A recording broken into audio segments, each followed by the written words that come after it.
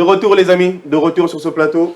Un grand merci à vous donc de rester scotchés, connectés sur les antennes de la RTGA avec les intempéries, avec les embouteillages. On va pas parler de tout ça évidemment, je suis moi-même arrivé sous la pluie. Mais bon, malgré tout cela, évidemment, le spectacle doit continuer. Donc encore une fois, merci à chacun d'entre vous de rester scotché donc, sur les antennes de la RTGA. Et merci à mon directeur 33 Chitengue pour sa confiance. Merci à l'excellent donc Liévin qui est derrière les caméras. Merci aussi donc à mes merveilleux invités qui ont accepté de répondre donc au présent malgré donc évidemment les intempéries que nous avons connues. On va discuter encore sur ce sujet qui avait un peu fait couler pas mal d'encre, l'intelligence émotionnelle. On va revenir pour le troisième volet cette fois-ci. Évidemment, on va discuter sur ça, donc des volets un peu différents. On va toucher l'entrepreneuriat, on va toucher les relations donc, professionnelles, mais on va aussi toucher donc, les relations, voire amicales, donc, ou même amoureuses. On va avancer ensemble donc, avec celui qu'on ne présente plus. C'est sa deuxième fois déjà, celui qui est à ma gauche. Bonjour Samuel. Bonjour Monsieur Charlie. Comment ça va ce matin? Je vais bien et vous? Magnifique. En quelques secondes, tu peux te présenter à nos téléspectateurs? Déjà, pour ceux qui me connaissent déjà, c'est pas ma première, c'est déjà ma deuxième fois. Je m'appelle Samuel Rumba. Je suis porte-parole de la structure APSL, qui veut dire Alliance des Patriotes Congolais du Monde, et je suis aussi licencié en gestion des entreprises et aussi entrepreneur. Magnifique, mais aussi entrepreneur. On va y revenir évidemment. Et celui qui est à ma droite. Bonjour Baron. Bonjour. Comment ça va ce matin? Oui, ça va très bien, merci. Alors toi aussi en quelques secondes, tu peux te présenter? Oui, pas de problème. Moi, je suis Mister Barox, je suis entrepreneur, coach en leadership entrepreneurial. J'accompagne les jeunes dans le leadership entrepreneurial et je suis aussi étudiant en Master 1 d'économie monétaire et financière à l'Université de Kinshasa. Tu accompagnes les jeunes dans le leadership entrepreneurial? Oui, c'est exactement. Qu'est-ce que c'est exactement? Donc, disons, dans le leadership entrepreneurial, vous devez d'abord vous connaître vous-même. Évidemment. Savoir se connaître d'abord. Vous devez maîtriser tout ce qui a trait en entrepreneuriat, bien sûr, parce qu'il y a plusieurs thématiques dans le leadership. Donc, savoir guider, savoir accompagner, savoir inspirer les autres de l'entourage. Donc, c'est un peu ça. Très intéressant, le leadership entrepreneurial. Si on va parler d'intelligence émotionnelle dans l'entrepreneuriat, tu penses que ça a une place à jouer à l'intérieur? Oui, bien évidemment. L'intelligence émotionnelle, ça a vraiment une grande partie parce que ça permet de reconnaître ses émotions, savoir gérer ses émotions, le stress, surtout aussi du domaine entrepreneurial. Donc, vous pouvez faire face à plusieurs défis. Donc, quand tu sais comment gérer ces défis, donc, je sais que je peux dire l'intelligence émotionnelle, c'est une compétence clé dans le domaine entrepreneurial. Samuel, il y a une personne qui nous a dit dernièrement qu'elle s'était lancée dans l'entrepreneuriat, mais elle ne connaissait pas encore certains défauts, certains défis que tu peux rencontrer dans l'entrepreneuriat. Elle disait même que le plus grand défi qu'on rencontre, c'est la gestion de l'argent. Donc, moi, je te pose la question, quels sont les gros défis qu'on rencontre quand on se lance dans l'entrepreneuriat, ou selon les défis que toi, tu as rencontrés? Bon, déjà, en termes de défis, je dirais déjà, il y a déjà la peur de l'abandon, la peur de l'échec. Et à part la peur de l'échec, on a la peur de ne pas réussir aussi. Il y a la peur aussi de ne pas trouver par exemple les financements ou ne pas aboutir aux solutions ou aux résultats voulus. Alors le gros défi par exemple, ou excusez-moi pour ce que la personne a rencontré, je dirais déjà tout part en fait de la volonté. Donc si tu as la volonté et tu as l'envie et tu aimes ce que tu fais et tu veux vraiment réussir dans ça, alors on y met du sien. Et quand tu le fais, il faut le faire tout en sachant que la peur ou l'échec est aussi un maître. Et c'est aussi un bon professeur pour nous montrer que ici, j'ai mal fait, mais il ne faut pas s'attarder dans ça. Il faut toujours trouver les forces et les ressources nécessaires pour encore continuer et avancer les plus belles. La peur de l'abandon, évidemment. Baroxine, toi, ça a été quoi les défis que tu as rencontrés en te lançant dans l'entrepreneuriat? Bon, disons d'abord le défi qui me bloquait dans l'entrepreneuriat, c'est d'abord l'accès au financement. J'ai eu pas mal d'idées à concevoir et tout, mais les financements qui me bloquaient. Et déjà, bon, je suis déjà quelqu'un qui saisit des opportunités. Donc j'ai eu pas mal d'opportunités que j'ai saisies. Et il y a une opportunité qui m'a permis de me lancer pour concrétiser un projet que je suis en train de travailler sur ça. Et donc grâce à ça, actuellement, je suis en train de mettre en place des stratégies qui me permettra de me lancer. C'est très bien ce que tu dis, mais on remarque vraiment que tu as été juste passion en attendant juste l'opportunité, mais tu avais déjà les idées en place. Tu avais déjà tout en tête. Tu attendais juste qu'on te fasse une passe là pour que tu décomptes un peu tout. Il y a quelqu'un qui a dit que l'entrepreneuriat, c'est fait pour certaines personnes et pour d'autres non. Ou tu penses que c'est à la portée de tout le monde, selon toi? Bon, souvent, on peut aussi naître entrepreneur, donc on est entrepreneur et on peut aussi le devenir. It's okay. Donc, devenir entrepreneur, genre comment? Vous pouvez être passionné de quelque chose. Donc, tu peux transformer un talent en une compétence et puis tu peux aussi te vendre dans ça. Et tu peux aussi être un entrepreneur. Donc, tu es né entrepreneur. Donc, tu es né entrepreneur, c'est-à-dire quoi? Tu as la capacité de vendre, donc tu as la capacité de partager tes connaissances, tu as la capacité de rassembler des personnes, donc tu es un leader entrepreneur aussi en même temps. Ou la capacité aussi d'apprendre, comme Oui, tu dis, c'est ça. très intéressant. Samuel, comment on gère le doute, cette peur de se lancer ou cette peur de l'échec? Comment on gère ça? Déjà, la peur de l'échec ou la peur du doute, il faut d'abord revenir à notre thème principal qui est l'intelligence émotionnelle. Yeah. Alors, il faut déjà commencer par détecter d'abord ces émotions, les maîtriser, et puis à part maîtriser cela, il faut savoir comment l'exprimer. Et la peur du doute ou la peur de l'échec, déjà les doutes, c'est une faculté ou c'est une pensée qui arrive à tout homme, tout humain, dans ce qu'on fait, dans ce qu'on pense faire ou dans quoi on s'élance. Il y a la peur du doute, on se dit, est-ce que je peux? Déjà pour gérer les doutes, il faut d'abord commencer par croire en soi-même, en croire en ses capacités et à croire en ses rêves. Donc quand tu crois dans tout ce que tu fais et tu mets d'ici, et tout ça s'est fait naturellement. Il y a un écrivain brésilien, si je ne me trompe pas, Paulo Coelho, qui dit, quand l'humain veut aller loin, l'univers conspire à l'aider pour atteindre la quête de son but. Donc des fois aussi pour nous chrétiens, nous ne croyons pas vraiment à la force de l'univers, mais nous croyons à la force de la prière. Mais aussi pour ces personnes qui sont animistes et ils croient au pouvoir de la nature. Évidemment. Donc c'est un peu ça. Donc chaque humain est protégé ou par exemple il est issu d'une race ou d'une protection divine en quelque sorte. Est-ce que comme Baroque, aussi toi au début, ce manque de financement, si ça a été un frein ou ça a été un défi donc, que tu as rencontré dans l'entrepreneuriat? Déjà, si je peux me baser sur ce que Baroque a dit, les défis financiers relèvent de tout, enfin, ça arrive à tout le monde. Okay. Mais la meilleure façon de réfléchir, c'est on peut entreprendre même avec 0 franc congolais, 0 $. C'est en termes de ce qui vient de dire des compétences et capacités. Okay. Tu peux peut-être prendre ton projet, tu sais que mon projet pour aboutir ou pour commencer, mon projet me coûte autant. Mais pour arriver à ça, je ne peux, par exemple, je n'ai pas les moyens pour y arriver, mais je peux utiliser quelles compétences que j'ai pour commencer à acquérir de l'argent et puis financer mon projet. Par exemple, les financements, ce n'est pas d'un coup. Quand on fait la démo, ce n'est pas d'un coup qu'on vous répond, ça dépend du temps. Yeah. Alors, dans ça, il faut aussi rajouter dans l'entrepreneuriat l'auto-formation. Comprenez, s'auto-former pour au moins commencer à gagner quelque chose pour essayer de financer vos rêves et se battre pour ça. Très très intéressant parce que si tu te focuses directement sur Bazo Kipenate, Bazo Peramouté, évidemment, très intéressant. En tant qu'entrepreneur, en tant que leader entrepreneurial, quelle est la place de l'échec, évidemment, dans l'entrepreneuriat en tant que leader? Ce sont des choses qui apprennent, ça nous forge, ou c'est une fatalité, si je dois dire ainsi? Donc déjà, quand on voit l'échec, j'aime cet adage qui dit « je ne perds jamais ». Soit je gagne, soit j'apprends. Yeah. Dans l'entrepreneuriat, on ne considère pas l'échec en soi comme que tu as perdu, non.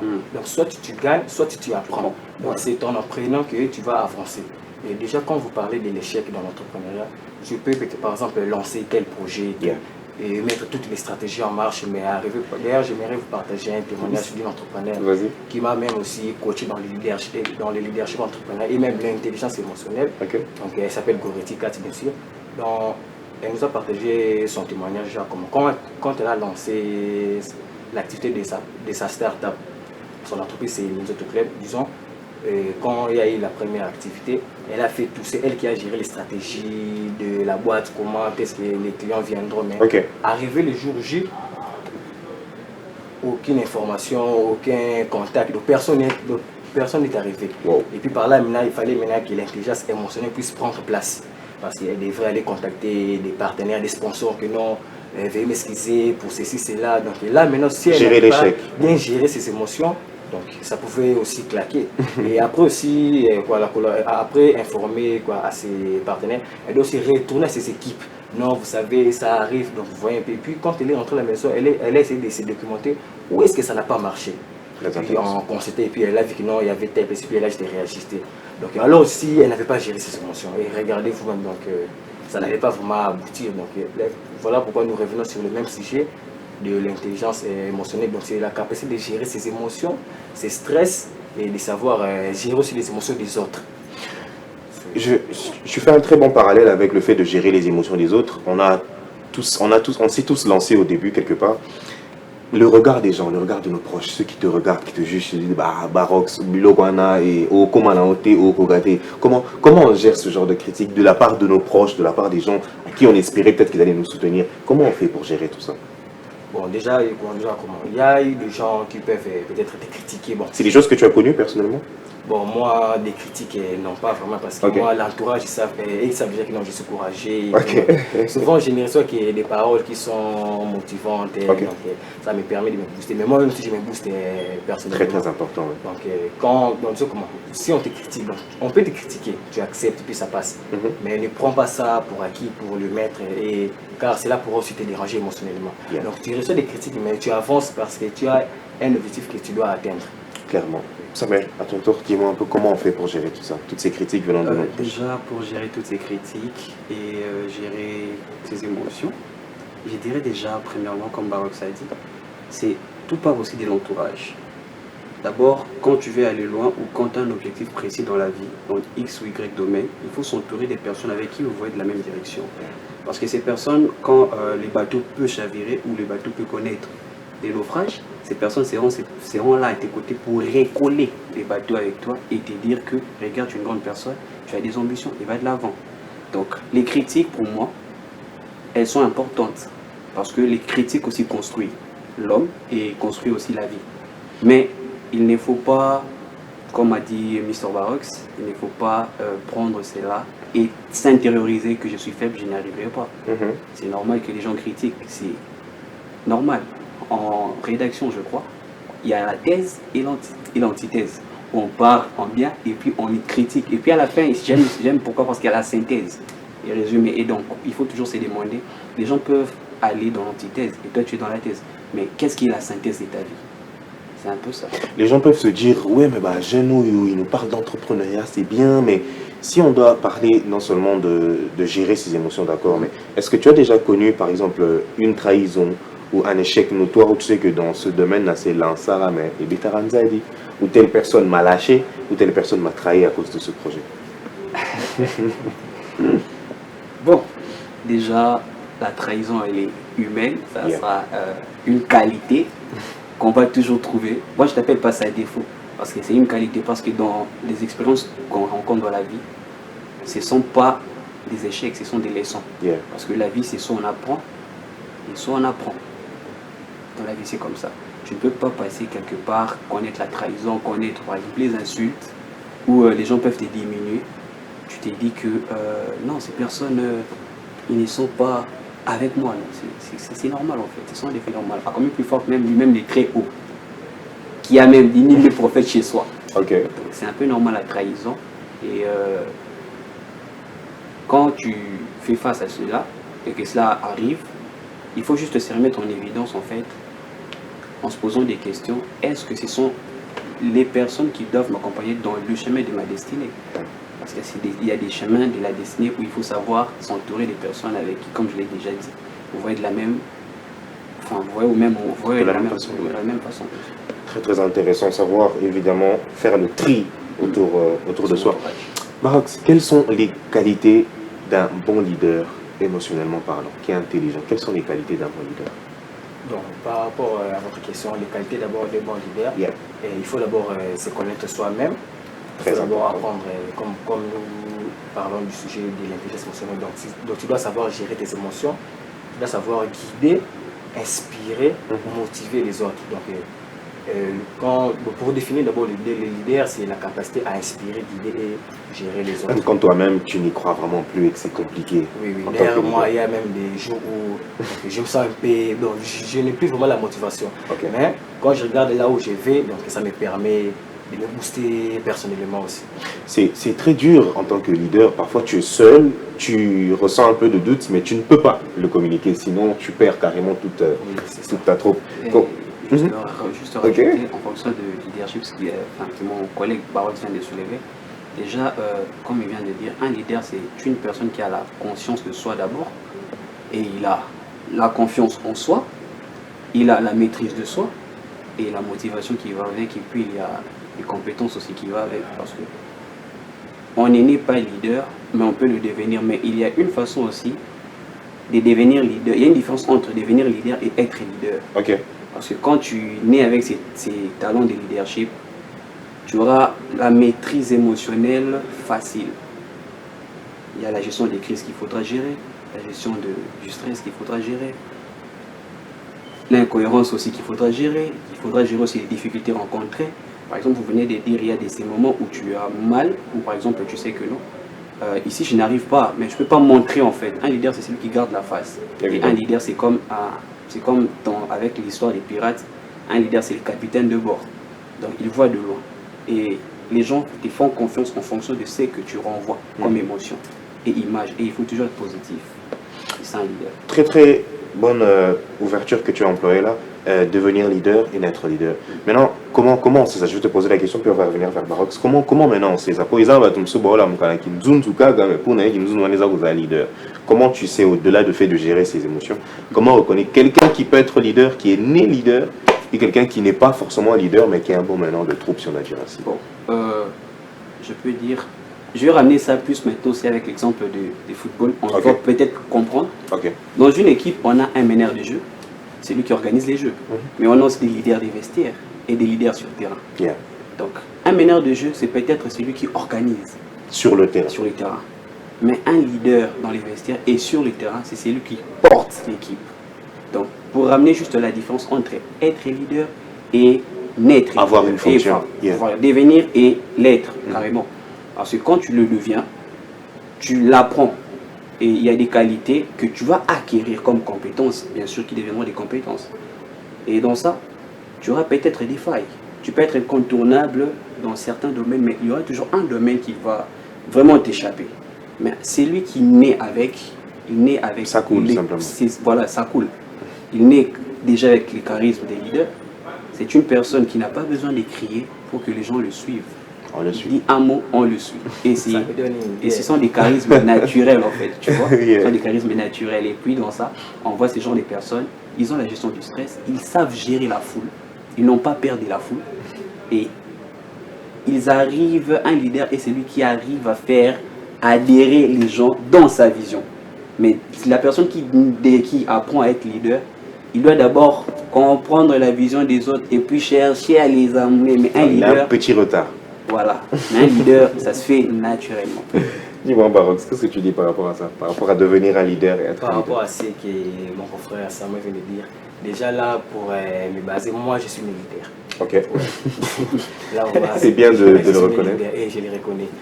Cela m'est arrivé parce qu'on a eu à faire des voyages à l'Est, précisément à Béni, et à Bounia. J'ai fait des Bouna, de c'est là-bas que j'ai su que j'étais un leader. Donc, comment tu l'as su? Voilà, tout a commencé dans une église là, là où je suis encore des enfants de l'Écodim. Évidemment. Donc j'avais cette capacité-là. J'attirais des gens vers moi, mais moi-même je ne les comprenais pas.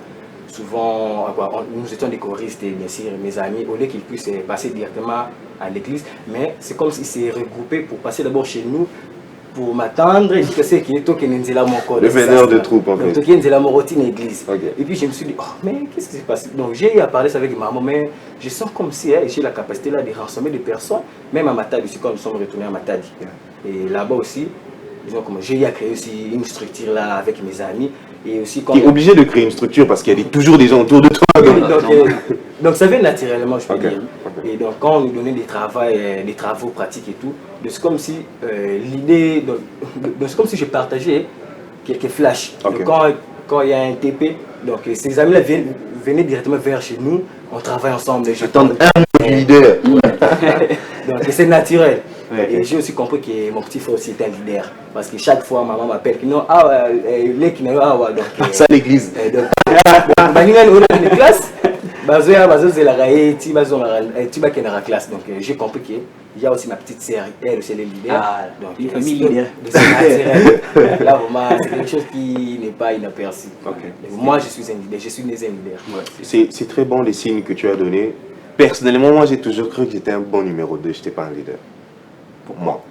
Parce que, je sais pas, mais je n'avais pas cette prétention-là de pouvoir fédérer des gens, de pouvoir rassembler des gens. J'ai pas ce truc-là. Je suis quelqu'un qui accompagne très bien une vision. Mais bon, après ça, c'était ma perception. Peut-être qu'en avançant, j'ai découvert d'autres choses. Mais c'est très bien ce que vous dites, savoir se connaître, savoir que, Nenaza, les signes, ça fait ceci, je signe, ça fait cela. Comme tu dis, c'est naturel. Tu rassembles des gens, les gens viennent vers toi sans forcer. Parce qu'un aîné m'a toujours dit que chaque personne a un foule là. Voilà. Chaque personne. Donc, c'est aussi bien de savoir se reconnaître, connaître que Nenabo, je rassemble des gens, j'ai une foule. Très, très, très, très intéressant. On a parlé de leadership, on a parlé entrepreneurial. Évidemment, on va chuter vers le sujet de la mort. Hein. Être un bon leader avec des gens, avec des subalternes, c'est bon. Mais avec son partenaire, comment ça se passe? On ne craint pas que ce leadership-là soit beaucoup trop présent. Déjà, si je dois plus parler dans l'optique de savoir si en amour ou avec son partenaire, si c'est toujours le cas, le leadership c'est pour moi, je dirais que déjà une relation où, par exemple, j'ai toujours l'habitude de dire ça à des personnes, parce que souvent je conseille aussi des amis.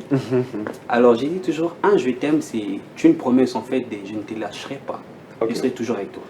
Alors, dans cela, il faut savoir que quand tu es en relation avec une personne, ce n'est pas seulement ta vision qui compte, c'est aussi sa vision, parce qu'elle a des rêves, elle a des objectifs dans la vie, mais elle accepte de mettre cela de côté pour vivre avec toi. Et toi, en tant qu'un bon leader, un leader est celui qui tire en fait les meilleurs de la personne ou les meilleurs de sa troupe. Un leader, il ne peut pas prendre une troupe qui est moins instruite et puis avancer avec eux comme ça. Non, un leader est celui qui porte vers le haut. Alors dans une relation aussi, il faut savoir que si ma partenaire, par exemple, a des ambitions, ou par exemple si elle a aussi envie d'être acceptée et de se sentir considérée, en tant que leader, qu'est-ce que tu fais? Tu accompagnes cela. Mais on n'impose pas dans une relation, on dialogue. Un leader est celui qui a la communication, qui a le dialogue facile dans une relation, des peurs de léser l'autre et puis aussi des peurs de faire sentir à l'autre qu'elle ne vaut rien. Sinon, Oza, leader, mon Oza, ma papa. Dis-moi, je pense la même chose.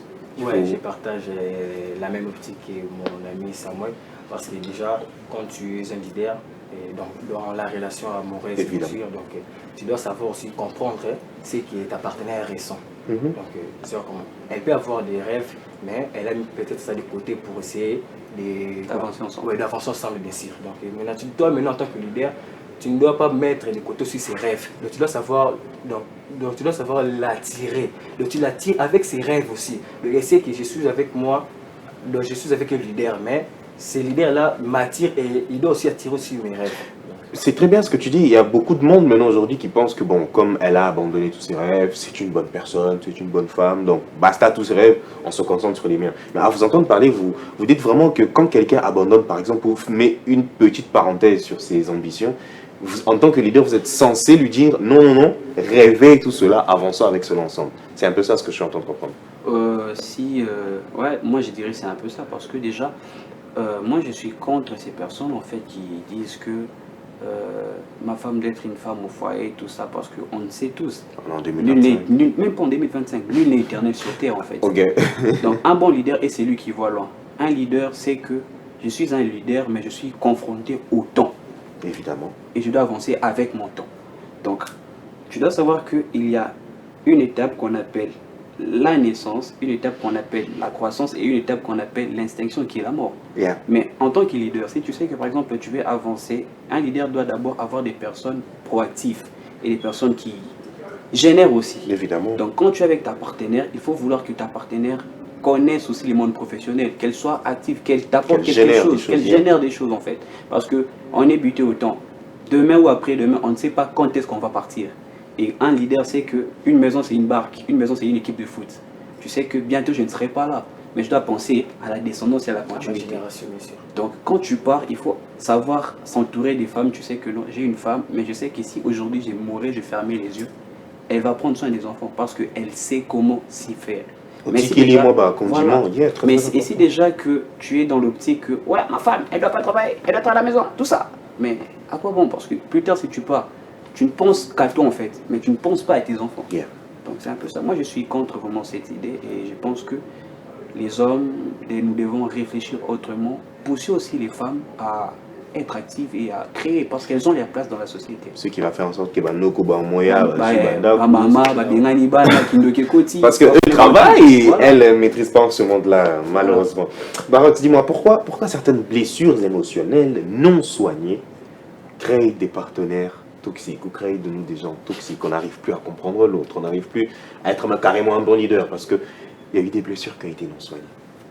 Bon, par rapport aux blessures non soignées, souvent, nous avons l'habitude quand quelqu'un nous blesse, et on aime souvent garder ça, alors qu'il faudrait souvent avouer. Quand tu avoues que non, regarde, tu m'as fait ci, tu m'as fait cela, ça permet d'éradiquer cette douleur. Donc, au lieu de garder ça, il faut souvent se défouler. Quand tu défoules que non, tu m'as fait ça, ça permet que vous puissiez être en bon terme. Parce que quand tu ne dis pas, et que tu gardes ça, tu es avec la personne, mais vous voyez un peu. C'est effrayant d'être avec quelqu'un qui te sourit comme ça, mais qui dans le fond te haït, malheureusement. Il y a certaines relations qui peuvent être nuisibles pour nous, pour notre intelligence émotionnelle, tu penses? Oui, là, c'est tout à fait. Là, dans quelle optique? Une relation, depuis que tu lui connais, tu n'arrives plus à travailler, ton leadership entrepreneurial disparaît. Quels sont les signes que toi tu remarques de ces relations-là qui t'empêchent, par exemple, de mieux réfléchir intelligemment, émotionnellement parlant aussi? Bon, dans les relations, souvent, vous ne partagez pas la même vision, yeah. Mais bon, c'est pas aussi obligé de partager la même vision. Okay. Donc, tu peux être avec tel partenaire, mais tu l'introduis dans ta vision et puis vous pouvez avancer ensemble. Et bon, moi, j'ai aussi à confronter dans plusieurs réalités, surtout dans mon parcours, que ce soit à l'école. Mais on est tout de suite, on veut t'écouter. Que ce soit à l'humanité ou à l'université. Donc, j'ai un entourage là auquel j'arrive à détecter que non, avec telle personne, je sens que je vais en tirer bénéfice. Elle aussi, elle va aussi en tirer bénéfice. Donc, je cherche un peu à trier, donc disons, à faire les tris. Non, avec telle personne, je sens que nous allons au moins échanger. Parce que là, j'ai un entourage, mais je sais comment détecter. De la même manière que je suis un leader, je sais comment détecter que non, avec telle personne, nous allons avancer. Avec telle personne, ton sourara, bonne journée, il est qui bien, il est qui non bien. Mais donc, déjà, en tant que leader, il faudrait déjà savoir comment détecter. On n'est pas obligé de partager la même vision, mais je peux associer quelqu'un à ma vision. C'était un peu glissant ça. Tu penses la même chose, même en matière de relation? Quelqu'un qui ne partage pas forcément ta vision, mais tu lui fais adhérer à cela. Déjà, si quelqu'un... Enfin, il y a un adage qui dit celui qui n'est pas avec moi est contre moi. Alors, je dirais plus dans l'optique que la personne qui ne partage pas la même vision que vous, vous pouvez l'introduire dans votre vision, mais si cette personne vous aime réellement d'un amour sincère, ou ces personnes vous aiment d'un amour sincère, ces personnes peuvent accepter d'adhérer dans ta vision et d'aller de l'avant avec. Mais si par exemple la personne, les risques que tu viens de dire, la personne te sourit mais au fond, déboule. Par exemple dans ça, les risques est que tu insères ou que tu puisses introduire une bombe à retardement. Et quand ça va exploser, les risques est que si tu n'es pas fort émotionnellement, ça va t'anéantir. Et puis avec les émotions, je dirais c'est comme l'ascenseur en fait. Plus ça monte, plus on se sent bien émotionnellement, mentalement, dans les cadres psychiques, tout ça. Mais une fois que les cordes lâchent, la chute elle est brutale. Et pour remonter, on remonte avec des doutes. La confiance qui baisse. Les non-dits aussi, comme a dit Mr. Barox. Il y a des non-dits qu'il faut souvent avoir l'habitude d'avouer. Il faut savoir communiquer. C'est dire par exemple, regarde, si récemment avec X ou Y personne, au pluriel ou au singulier, ça n'a pas marché, c'est parce qu'il y a eu ça. Et aussi dans cela, il faut toujours aussi avoir la culture de la vérité en fait. Parce qu'on a souvent l'habitude de mentir en rejetant les fautes vers les autres, pensant qu'on va se sentir mieux. Il faut savoir aussi avouer et accepter ses torts. Et c'est par là qu'on pourra peut-être mieux avancer. Les qualités d'un très bon leader. On est déjà en train de toucher vers la fin, donc les amis, on nage lentement mais sûrement vers la fin. Il y a une question que j'avais répertoriée, c'est la différence d'âge en relation. On dit souvent que un homme plus âgé, une femme moins âgée, une femme plus âgée, ça aide pour l'intelligence, ça aide pour l'intelligence émotionnelle. Tu ne penses pas à la même chose? Par rapport à la différence d'âge, bon, disons là, bon, il y a souvent beaucoup de gens qui disent que non, l'amour n'a pas d'âge, mais il faut aussi faire, donc disons comment ça fait aussi question de la maturité, bien sûr. Okay. Donc vous pouvez avoir un écart d'un an ou 2 ans, mais quand il n'y a pas une certaine maturité là, donc ça met un peu de la contradiction. Il y a carrément des gens plus âgés, mais qui n'ont pas cette maturité dont tu parles. Oui, hein, il a raison. Parce que moi, je pense que aussi, enfin, pour moi, je suis contre ces personnes qui disent l'amour n'a pas d'âge. Parce que aussi, il faut savoir que dans la vie ou en amour, l'écart minimum souhaité, moi, j'irais plus dans l'optique qu'on puisse réfléchir en termes aussi de, comme on dit, des kiffs, avec les termes de la jeunesse qu'on utilise souvent. Okay. À part les kiffs, on utilise aussi un terme pour dire il y a un terme qu'on utilise, par exemple nos centres d'intérêt. Par exemple, si on n'a pas les mêmes centres d'intérêt, mais on s'aime et il y a de la maturité, le risque est que ce genre de relations, plus les temps avancent, l'un va se fatiguer parce que c'est l'âge qui va avoir raison sur lui. Oui. Et puis il aura ces réflexions qui vont voyager et qui vont évoluer avec son âge. Donc il faut prendre en considération cela. Il faut prendre en considération cela. Et quand tu te trouves une partenaire, par exemple, toi tu as 37 ans, tu trouves une partenaire qui a 18 ans ou 20 ans ou 22 ans, il faut savoir déjà que cet écart, même si vous vous aimez, même s'il y a de la maturité, mais cet écart les aussi centres d'intérêt peut avoir des répercussions très très fortes. Parce qu'elle va évoluer en fonction de son temps. Et toi aussi en fonction de ton temps. Et quand vous allez peut-être trouver un commun accord, un terrain d'entente, non, on va évoluer comme ça. Ça peut durer pendant 4 ans. Ça va durer 5 ans, mais puis après, la bulle va toujours exploser. Et quand ça va exploser, ça sera « Oh, moi, si on a oh, mon gars, il va en avoir. » Et puis donc, c'est un peu ça le problème. D'où j'ai conseillé aux gens de trouver peut-être une personne avec qui vous n'avez pas pratiquement le même âge, voire aussi peut-être, mais si par exemple vous voyez tous deux les choses de la même façon, vous avez les mêmes centres d'intérêt, c'est aussi important. Et aussi, il faut savoir que l'amour, c'est tout d'abord aussi une promesse de « je ne vais pas t'abandonner, je serai avec toi ». Et puis, savoir aussi prendre la place de l'autre et tout. Dans l'amour, il faut qu'il y ait de l'empathie. Toujours penser à l'autre, et même dans les relations, enfin dans l'intelligence émotionnelle, on voit aussi l'empathie. Hein. Donc l'empathie, c'est une qualité de savoir se mettre à la place des autres, comprendre les émotions des autres, pourquoi il agit comme ça et tout ça. Mais il faut savoir aussi, quand on choisit l'écart d'âge en amour, il faut savoir que comprendre aussi l'autre en termes de ses ajustements. Si tu es fort, hein, au cours de 5 ans, 10 ans de changement, mais si ça ne marche pas, il ne faut juste pas perdre son temps. J'ai rencontré quelqu'un qui est une grande femme, hein, une grande dame, elle a je crois 30 ans, 31 ans, elle a 4 enfants. Et on discute, enfin c'est un ami qui me raconte qu'il discute avec elle, l'ami lui dit, la fille dit à l'ami, ouais mais je dois aller avec des copines à Dubaï, j'ai besoin de $3 000, est-ce que tu peux m'aider et tout ça. Le gars lui a dit, mais madame, tu as 4 enfants, ton souci maintenant là, c'est d'avoir 3 000 pour aller à Dubaï, alors que tu as 4 enfants. Tu peux pas prendre ces 3 000 pour, je sais pas, mettre ça dans la gestion des enfants, mais tu veux aller avec tes copines à Dubaï. Ou peut-être lancer une activité. Bon. D'où je me dis que l'âge, ce n'est vraiment pas. L'âge n'est qu'un chiffre. Vraiment, c'est vraiment pas une assurance de maturité, sinon c'est compliqué. Et après, c'est aussi l'erreur de nos, bon, je vais pas dire de nos jeunes filles de cette génération. On pense forcément que quelqu'un de plus âgé est plus mature. C'est une tristesse, parce qu'on remarque aujourd'hui de plus en plus de jeunes. Sortir avec des oui. Et épouser même des personnes. Évidemment, parce que même ces jeunes femmes commencent à penser que bah, c'est les plus jeunes qui sont un peu plus matures. Parce que tu vas rencontrer un mec de. Comme on me raconte l'histoire d'un monsieur de 36, 37 ans. À cause ça, et tout ça, il est déjà avec ses 2 enfants. Alors qu'il vit toujours chez sa mère. Oh. Alors qu'il vient dans la tombe, on voit 5 mois à ma toi. Donc c'est un garçon de 37 ans. Il vient de dire quelque chose d'important et vous aussi.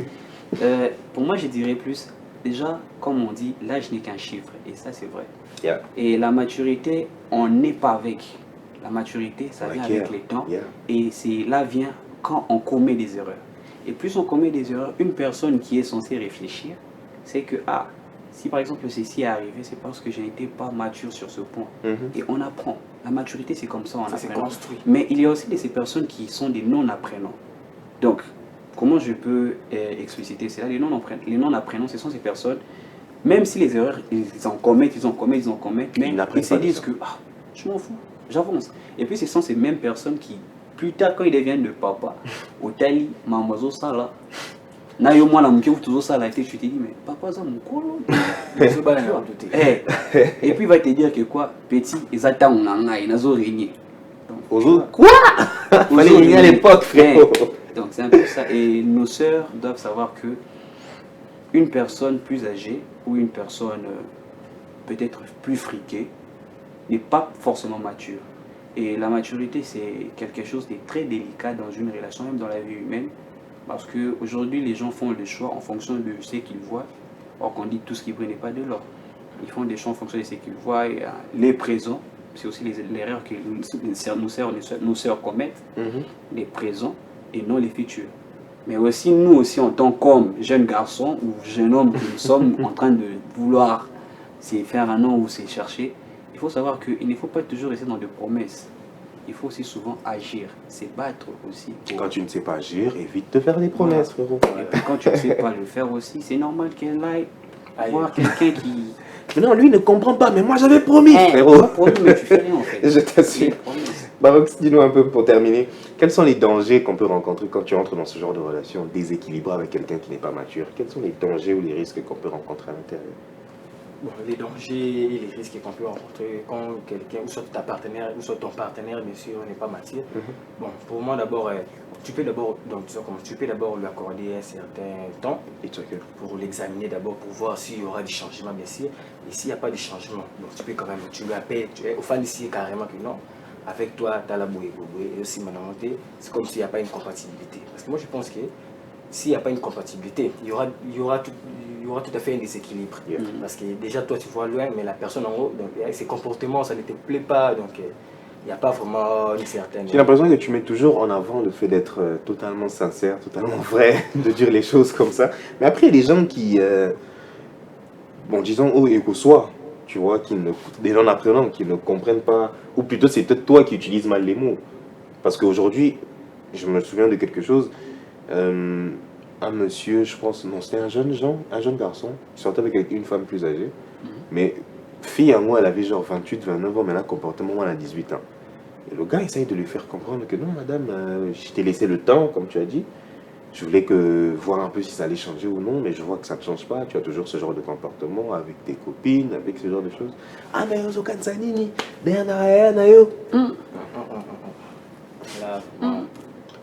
et ça n'a juste fait que confirmer ce qu'il ressentait en fait. Là, je te dis d'accord, merci pour la confirmation. Je pense que c'est fini, hein, et que chacun prenne sa route. Là, vous êtes clair, monsieur. Évidemment, parce que tu as voulu dire la reproche, mais évidemment, il y a des gens qui ne comprennent pas ça.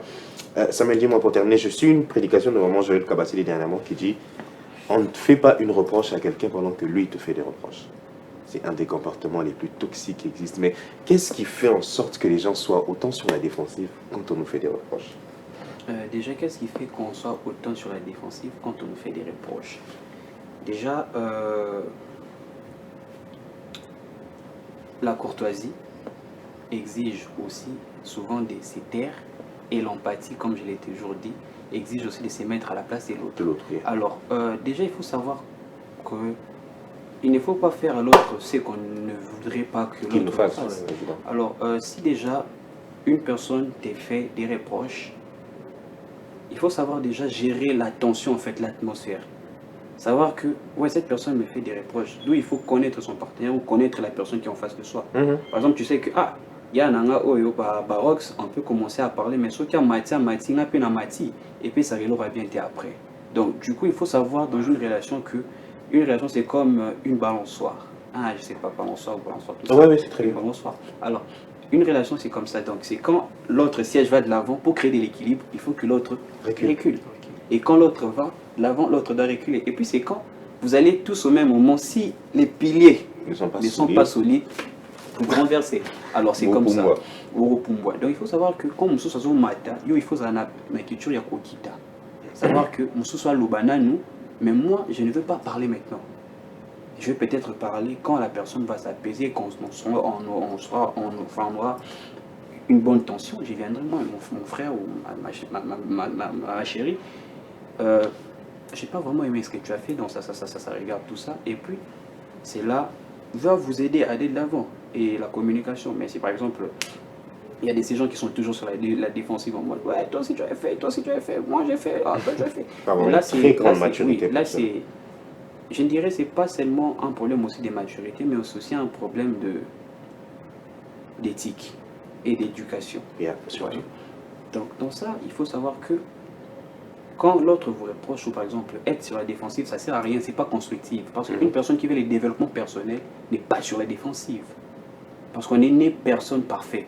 On a des défauts et les autres ont ce droit de nous réprimander quand on a tort. Évidemment. Et ces gens qui développent cette facette de la défensive, ce sont ces personnes souvent qui sont égocentriques, ce sont ces personnes souvent qui pensent qu'ils ont toujours raison. Et c'est là aussi né des blessures intérieures aussi souvent pour ces personnes. Par exemple, où ils étaient avant, on l'écoutait, et il était par exemple les bébés de la relation, dans le temps à tout moment, et c'est ce qui crée aussi, oui, alors que c'est mal. Dans la vie, l'homme doit savoir évoluer, quitter d'un point A vers un point B, d'un point B jusqu'à un point C. C'est comme ça dans la vie. Très très important ce que tu dis. Merci beaucoup à vous deux. C'était très constructif. On est déjà à la fin, les amis. On va évidemment passer au mot de la fin. Je vais donner la parole à Barox, qui évidemment aussi a son mot de la fin par rapport à tout cela. Moi, Libanga et tout ça, et qui se sentent évidemment à l'aise. Puis on va terminer avec Samuel. Barox, c'est à toi. Bon, déjà là, je remercie d'abord la RTGA pour cette émission Carrefour matinale. Donc, c'est un sujet d'abord qui m'a permis de me défouler, surtout l'intelligence émotionnelle. Parce que dans l'entrepreneuriat, savoir gérer ses émotions, savoir gérer aussi les émotions des autres, donc c'est une compétence, je dirais, qui n'est non négligeable. Et par là aussi, je dirais qu'il faut toujours être, il faut toujours savoir gérer aussi ses émotions en proprement dites. Et là, disons, je remercie aussi les téléspectateurs qui me regardent parce que c'est ma première fois et ce n'est pas ma dernière fois, mais si je reviendrai aussi. Là, sûrement. Donc, la liste est tellement longue, il y aura des sujets qui viendront au départ. On parlera de l'entrepreneuriat, on parlera d'autres choses et tout. Et aussi, je viens de lancer mes pages entrepreneuriales, donc j'invite les gens à vous abonner sur ma page Mister Barox, donc MR Barox. Là-bas, je partage tout ce qui touche à l'entrepreneuriat, au leadership et peut-être même de l'intelligence émotionnelle, comme on vient de le discuter ici présent. Donc. Et voilà un peu. Pas de Libanga? Bon, Libanga d'abord, je touche papa, maman qui sont à ma taille, ici, là. Donc on va avoir des bossos. Je touche mon petit frère, ma petite sœur Eliane. Je touche ma grande sœur. Je touche mes amis de l'université de Kinshasa, de Baron pour ma base.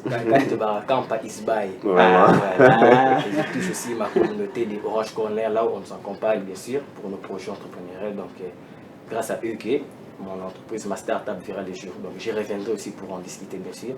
Et aussi, j'ai touché d'autres personnes que je connais, dont je peux citer dans le cahier, Naomi Pata qui était même ici. Donc, elle reviendra aussi, sûrement, parce qu'avec elle, c'est ma collaboratrice. Je t'assure. Je touche Parker Makunga, je touche Zoé Kinyam, je touche Ken Ilunga. Donc, c'est un ami à moi, autre partage à Ragnos, de tout sauf de rien. Donc, il y a aussi mes amis Florine Boum, donc. Et aussi Déborah Moussao. En bref, la liste est tellement longue et je vous aime beaucoup. Samuel, c'est à toi. Déjà, pour conclure, je dirais d'abord aussi merci à RTGA et encore merci à vous, M. Charlie. Et je dirais déjà l'intelligence émotionnelle, ce qu'il faut retenir, c'est la confiance, la conscience de soi aussi, la motivation, l'empathie et aussi les relations professionnelles aussi va des pairs. Et il faut savoir que tout cela, c'est plus dans l'optique de toujours voir notre bien-être. Parce que quand on a la maîtrise de cela, on a la réussite dans la vie personnelle, la réussite dans la vie professionnelle et dans la vie sociale, bien sûr. Et puis, il faut savoir que si vous avez cette capacité de montrer vos émotions. Faites-le, mais tout en ayant conscience de les personnes qui vous entourent, comment ils vont le prendre. Donc faites-le avec toute sagesse et aussi intelligence. Alors, si vous n'avez pas cette capacité de montrer aux gens, mais ayez cette capacité de détecter cela, et puis cela va vous aider aussi au développement personnel. C'est vraiment important. Alors, en termes de Libanga, si on va aller dans cette optique, je salue d'abord mes collègues de l'APSM, qui est l'Alliance des partis congolais du monde. Et aussi, j'invite aussi aux jeunes, et pourquoi pas faire un tour sur nos pages LinkedIn, Instagram et tout ce qui va avec. Et nous sommes joignables aussi par notre numéro de téléphone, même aussi sur ma page Insta, je suis là, c'est Dizis Combat Junior. C'est un peu ça, ou Dizis Samuel, ça dépend de où vous choisissez, où vous écrivez, on va répondre. Et puis j'ai salué aussi la famille qui j'ai bien sûr, qui me suit en ce moment.